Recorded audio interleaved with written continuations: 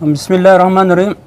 قدرمنو له 360 نیوز سره ستاسو کوربه بصیر شاد یو ځل له دردمندې ویډیو سره بیا حاضر یم.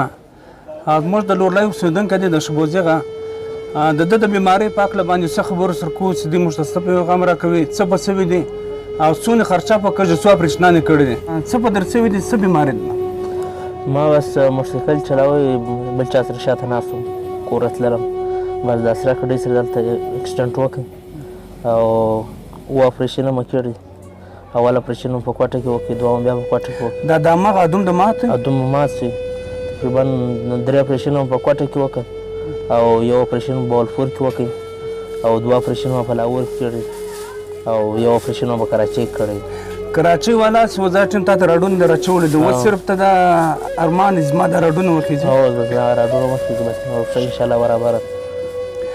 دغه خپل اډرس خپله پته که ورته ویلی شي دا زموږ ګران اورېدونکو ته خپل اډرس ورته ووایي. نمبر 0336 36 43 946 د زما نمبر دی.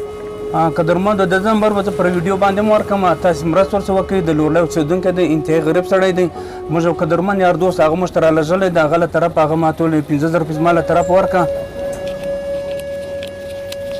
دا 15,000 چې حکم ملګري ما ته رالېږل د هغه له طرفه به زکات کې ورکړم. تاسې مرسته ورسره وکړئ، د ده نمبر به زه ورکړم. دی دغه خواهش لري چې زما دا راډونه ووځي. دا ټیم شکر دی الحمدلله دی په ځوانۍ کې دی. زموږ دوی باندې دغه حق جوړېږي، موږ به له خپله طرفه هم انشاءالله کوشش ورته کوو. ته یې مرسته ورسره وکړئ. د ده یو معذوري ده چې د ده راډونه دا ووځي، د کوټ ته ولاړ شي. انشاءالله د ده راډونه خو په کوټ کې ایستل کېږي. کراچۍ نه ځي که کراچۍ له تقریبا 400 خرچه کېدله. زموږ د لورلۍ اوسېدونکی دی، کور یې په شبوزي کې دی. د ده نمبر وکوم یا له ما سره رابطه وکړئ، که له ما سره تاسې مرسته کوئ سي امانت به زه تر ده ورسوم.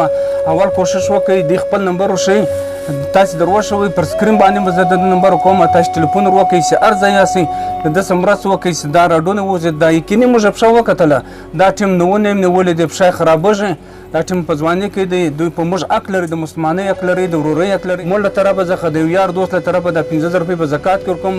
تاسې مخکې مرسته ورسره وکړئ چې د علاج وشي، د راډونه ووځي.